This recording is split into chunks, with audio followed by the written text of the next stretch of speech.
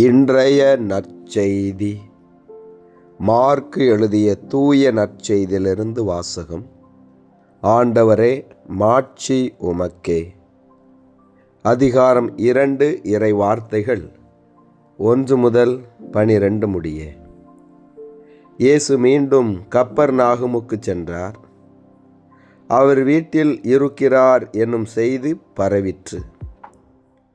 பலர் வந்து கூடவே வீட்டு வாயில் அருகிலும் இடமில்லாமல் போயிற்று. அவர் அவர்களுக்கு இறை வார்த்தையை எடுத்துரைத்து கொண்டிருந்தார். அப்போது முடக்குவாதமுற்ற ஒருவரை 4 சுமந்து அவரிடம் கொண்டு வந்தனர். மக்கள் திரண்டிருந்த காரணத்தால் அவரை இயேசுவுக்கு முன் கொண்டு வர இயலவில்லை. எனவே அவர் இருந்த இடத்திற்கு மேலே வீட்டின் கூரையை உடைத்து திறப்பு உண்டாக்கி முடக்குவாதமுற்றவரை படுக்கையோடு கீழே இறக்கினர். இயேசு அவர்களுடைய நம்பிக்கையை கண்டு முடக்குவாதமுற்றவரிடம், மகனே, உன் பாவங்கள் மன்னிக்கப்பட்டன என்றார். அங்கே அமர்ந்திருந்த மறைநூல் அறிஞர் சிலர், இவன் ஏன் இப்படி பேசுகிறான்? இவன் கடவுளை பழிக்கிறான். கடவுள் ஒருவரே அன்றி பாவங்களை மன்னிக்க யாரால் இயலும் என உள்ளத்தில் எண்ணிக்கொண்டிருந்தனர். உடனே அவர்கள் தமக்குள் இவ்வாறு எண்ணுவதை இயேசு தம்முள் உணர்ந்து அவர்களை நோக்கி, உங்கள் உள்ளங்களில் இவ்வாறு எண்ணுவது ஏன்? முடக்குவாதமுற்ற இவனிடம் உன் பாவங்கள் மன்னிக்கப்பட்டன என்பதா? எழுந்து உன் படுக்கையை எடுத்துக்கொண்டு நட என்பதா? எது எளிது? மண்ணுலகில் பாவங்களை மன்னிக்க மானிட மகனுக்கு அதிகாரம் உண்டு என்பதை நீங்கள் அறிந்து கொள்ள வேண்டும் என்றார். எனவே அவர் முடக்குவாதமுற்றவரை நோக்கி, நான் உனக்கு சொல்கிறேன், நீ எழுந்து உன்னுடைய படுக்கையை எடுத்துக்கொண்டு உனது வீட்டுக்கு போ என்றார். அவரும் எழுந்து உடனே தம்முடைய படுக்கையை எடுத்துக்கொண்டு எல்லாரும் காண வெளியே சென்றார். இதனால் அனைவரும் மலைத்து போய், இதை போல நாம் ஒருபோதும் கண்டதில்லையே என்று கூறி கடவுளை போற்றி புகழ்ந்தனர். ஆண்டவரின் அருள்வாக்கு. கிறிஸ்துவே, உமக்கு புகழ். என் ஆண்டவர் இயேசுவில் அன்பார்ந்த இறைமகன் கேத்தலிக் டிவி நேயர்களே, உங்கள் அனைவரையும் நம் ஆண்டவர் இயேசுவின் பெயரால் அன்போடு வாழ்த்துகிறேன். உங்கள் அனைவருக்காகவும் திருப்பலியிலே சிறப்பாக ஜெபித்து கொள்கின்றேன். இன்று நமக்கு விவசாயத்திற்கு, உழவு தொழிலுக்கு உதவி செய்த கால்நடைகளையெல்லாம் நன்றியோடு நினைத்து பார்க்கக்கூடிய நாள். ஆடு மாடுகளுக்கெல்லாம் நன்றி சொல்லும் நாள் இந்த நாள். எவ்வளவு உயர்ந்த மாண்பு நன்றி செலுத்துவது, அதுவும் உதவி செய்யக்கூடிய பிற உயிர்களையும் நன்றியோடு நினைத்து பார்க்கக்கூடிய மரபு எவ்வளவு போற்றுதலுக்கு உரியது. இதோ இந்த நாளிலே உயிர்களுக்கும் நாம் நன்றி சொல்கிறோம். இந்த அருமையான பழக்கத்தை நாம் ஒவ்வொரு ஆண்டும் கடைபிடிப்போம். மாட்டு பொங்கலாகிய இன்று கடவுள் சக உயிர்களின், விலங்குகளின் வழியாக நமக்கு உழவு தொழிலுக்கு செய்து வரக்கூடிய எல்லா நன்மைகளுக்கும் நன்றி செலுத்துவோம். என் அன்பு சகோதர சகோதரிகளே, இன்று வாசிக்க கேட்ட நற்செய்தியிலே முடங்கி கிடந்த ஒரு மனிதனை ஆண்டவர் இயேசு எழுந்து நடக்க வைக்கக்கூடிய ஒரு அதிசயத்தை, அற்புதத்தை நாம் பார்க்கிறோம். ஒரு மனிதன் படுத்த படுக்கையாய் கிடக்கிறானே என்று அவனை குணப்படுத்த வேண்டும் என்று சொல்லி 4 பேர் அவரை கட்டிலோடு தூக்கி கொண்டு வருகிறார்கள். வந்தவர்களும் ஐயோ கூட்டமாக இருக்கிறது, இயேசுவிடத்தில் இவரை கொண்டு செல்ல இயலாது என்று சோர்ந்து போகவில்லை, பின்வாங்கவில்லை. மாறாக எப்படியாவது ஒரு பாதையை கண்டுபிடித்து இந்த நோயாளரை இயேசுவின் அருகிலே கொண்டு செல்ல வேண்டும் என்று முயற்சி செய்து இயேசு ஆண்டவர் இருந்த வீட்டின் கூரையை பிரித்து கொண்டு அந்த நோயாளரை இறக்குகிறார்கள். இந்த நோயாளரை குணப்படுத்த வேண்டும், அவர் மீண்டும் எழுந்து நடக்க வேண்டும் என்று அவர் மீது அக்கறை கொண்டு தூக்கி கொண்டு வந்த அந்த மனிதர்களை நாம் உண்மையிலேயே பாராட்ட வேண்டும்.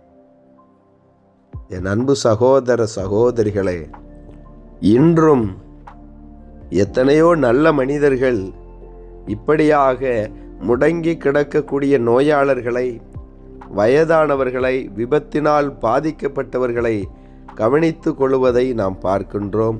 அவர்களையெல்லாம் இந்த நாளிலே நன்றியோடு நினைத்து அவர்களுக்காக சிறப்பாக ஜெபிப்போம். ஏனென்றால் அவரவர் வாழ்க்கையை பார்ப்பதற்கே பெரிய சிரமமாக இருக்கக்கூடிய வேளையிலே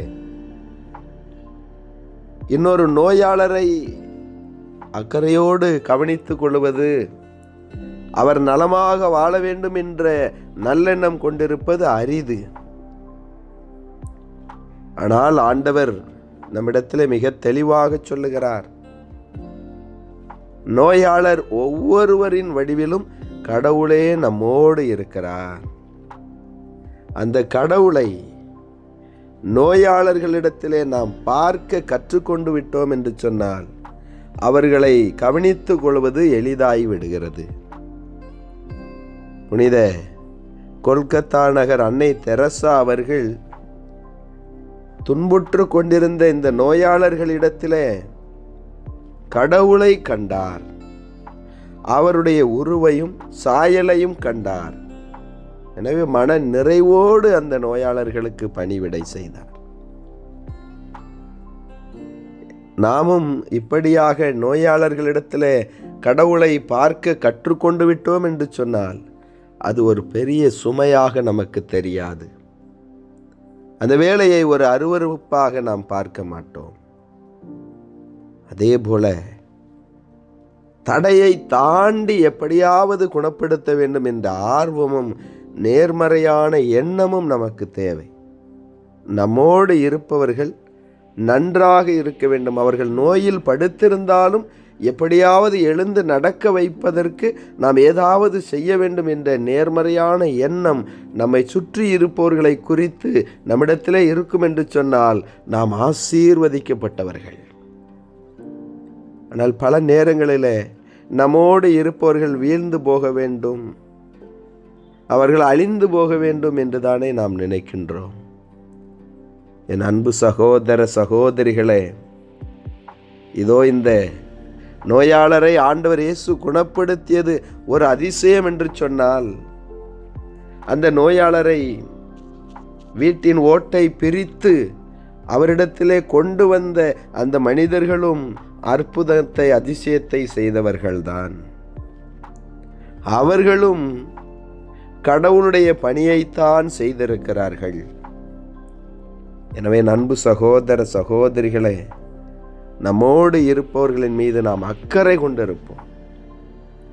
பல நேரங்களிலே நம்மை மற்றவர்கள் கவனித்து கொள்ள வேண்டும் என்றுதான் நினைக்கின்றோம். நாம் மற்றவர்களையும் கவனித்துக் கொள்ள வேண்டும் என்று நினைப்பதில்லை. அன்பை எதிர்பார்க்கிறோம், ஆனால் அன்பை கொடுப்பதற்கு மறந்து விடுகிறோம். எனவே இந்த நாளிலே ஆண்டவருக்கு நன்றி சொல்லக்கூடிய வேளையிலே நாமும் நம்மோடு இருக்கக்கூடிய நோயாளர்களை அன்போடு இரக்கத்தோடு கவனித்துக் கொள்வோம். ஆண்டவர் நம்மை ஆசீர்வதிப்பார். இயேசுவுக்கே புகழ், மரியே வாழ்க. மன்றாடுவோமாக. முடங்கி கிடந்த மனிதரை எழுந்து நடக்க வைத்த இயேசு ஆண்டவரே, உம்மை போற்றி புகழ்ந்து உம்மை ஆராதிக்கிறோம், உமக்கு நன்றி செலுத்துகிறோம். இந்த புதிய நாளை கொடுத்ததற்காக நன்றி. மாட்டு பொங்கலாகிய இன்று எல்லா கால்நடை உயிர்களுக்கும் ஆண்டவரே உமக்கு நன்றி செலுத்துகிறோம். இவைகளின் வழியாக நாங்கள் பெற்றுக்கொண்ட எல்லா நன்மைகளுக்கும் நன்றி ஆண்டவரே. இந்த உயிர்களையும் நன்றியோடு நினைத்து பார்க்கக்கூடிய நல்ல மனதை கொடுத்ததற்காக நன்றி. இயேசுவே ஆண்டவரே, இன்று தங்களுடைய திருமண நாளை, பிறந்த நாளை கொண்டாடக்கூடிய பிள்ளைகள் ஒவ்வொருவரையும் உம்முடைய கரத்திலே ஒப்பு கொடுக்கிறேன். நீரே ஆசீர்வதிப்பீராக. இன்னுமாக இறைமகன் கேத்தலிக் டிவியின் வழியாக ஜெப உதவியை நாடியிருக்கக்கூடிய ஒவ்வொருவரையும் ஒப்பு கொடுக்கிறேன். ஆண்டவரே, இந்த பிள்ளைகளுடைய விண்ணப்பங்களை எல்லாம் நீர் அறிவீர். இவர்கள் கேட்பதற்கு மேலான நலன்களை கொடுத்து நீர் ஆசீர்வதியும். இந்த ஜெப வேளையிலே இணைந்து ஜெபித்து கொண்டிருக்கக்கூடிய ஒவ்வொருடைய துயரத்தையும் நீர் மகிழ்ச்சியாய் மாற்றி கொடுப்பீராக. ஆண்டவரே, இதோ இந்த நாளிலும் நோயாளர்களுக்காக ஜெபிக்கிறோம். இந்த நோயாளர்களை அன்போடு கவனித்து கொள்ளக்கூடிய நல்ல மனதை நீர் எங்களுக்கு தாரும். அவர்களுக்கு தேவையான மருத்துவ உதவிகள் கிடைக்கும்படியாய் செய்தருளும். விரைவில் அவர்கள் முழுமையான நற்சுகம் பெறும்படியாய் ஆசீர்வதியும். ஆண்டவரே, இன்று நாங்கள் எடுக்கக்கூடிய முடிவுகளை ஆசீர்வதித்து தாரும். எங்களுடைய முயற்சிகளை ஆசீர்வதித்து தாரும். எங்களுடைய உழைப்பை ஆசீர்வதிப்பீராக. எத்தனையோ பெற்றோர்கள், குடும்பத்தில் உள்ளவர்கள் தங்கள் குடும்பத்தில் உள்ளவர்களுக்காக, பிள்ளைகளுக்காக நம்பிக்கையோடு வேண்டிக் கொண்டிருக்கிறார்கள். இயேசுவே ஆண்டவரே, இந்த பிள்ளைகளுடைய எதிர்கால வாழ்க்கையை நீர் ஆசீர்வதித்து கொடுப்பீராக. இதோ திருமணத்திற்காகவும், வேலை வாய்ப்பிற்காகவும், குழந்தை செல்வத்திற்காகவும் ஜெபிக்கக்கூடிய பிள்ளைகளினுடைய கண்ணீரை துடைத்தருளும் ஆண்டவரே. அவர்களை உம்முடைய அருள் ஆசீர்வாதத்தினால் நீர் நிரப்புவீராக. இதோ உமக்கு நன்றி சொல்லவும், உமக்கு சான்று பகரவும் நீர் அவர்களை உயர்த்துவீராக. இந்த நாளிலும் எங்கள் மத்தியிலே வாழ்ந்து இறந்து போன ஒவ்வொருவரையும் ஒப்பு கொடுத்து ஜெபிக்கிறோம். ஆண்டவரே, இந்த ஆன்மாக்களை நீரே உம்முடைய விண்ணக பேரின்ப விட்டிலே மன்னித்து ஏற்றுக்கொள்ளுவீராக. எங்களுடைய பயணங்களில் உம்முடைய வான தூதர்களின் பாதுகாப்பு எங்களுக்கு நிரம்ப கிடைக்கட்டும். இயேசுவே ஆண்டவரே, கண்ணீரோடும் வேதனையோடும் உம்மையே தஞ்சமென நம்பி உம்மிடத்திலே அடைக்கலம் வந்திருக்கக்கூடிய பிள்ளைகளை நீர் கைவிட மாட்டீர். உறுதியான நம்பிக்கையோடு ஜெபிக்கிறோம். உம்முடைய பிள்ளைகளையெல்லாம் உம்முடைய அருள் நலன்களினால் நீர் நிரப்புவீராக. எங்களுக்கு உதவி செய்யக்கூடிய கால்நடைகளுக்கு நல்ல உடல் நலனை தருவீராக.